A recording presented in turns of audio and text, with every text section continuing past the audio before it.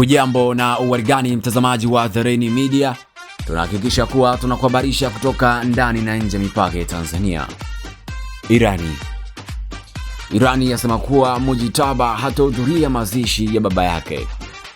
Kiongozi mkuu wa Irani Mujitaba Khamenei hatahudhuria shughuli za mazishi ya baba yake Ali Khamenei kutokana na sababu za kiusalama.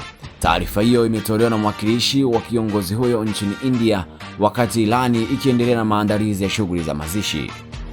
Hatua hiyo inakuja baada ya waziri wa ulinzi wa Israel Katz akitoa kauli za vitisho dhidi ya Mujitaba Khamenei akisema kuwa alikuwa miongoni mwa watu wanaolengwa. Kutokana na hali hiyo, tahadhari za usalama zimeimarishwa kwa viongozi wa ngazi za juu wa Irani.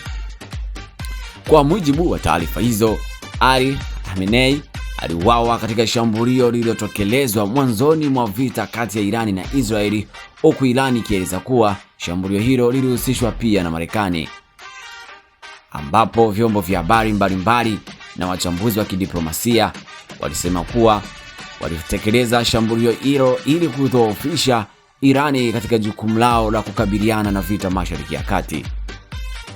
Mazishi yake yanatarajiwa kufanyika chini ya ulinzi mkali, huku mamlaka zikisisitiza kuwa hatua za usalama wakati wowote wa shughuli hizo zitakuwa kwa kiwango kikubwa zaidi na kuimarishwa kwa 100%, huku ikizidi kutoa taarifa zaidi kuwa umma unakaribishwa watu wote duniani kumzika kiongozi shujaa na bora wa muda wote kutoka pale nchini Irani.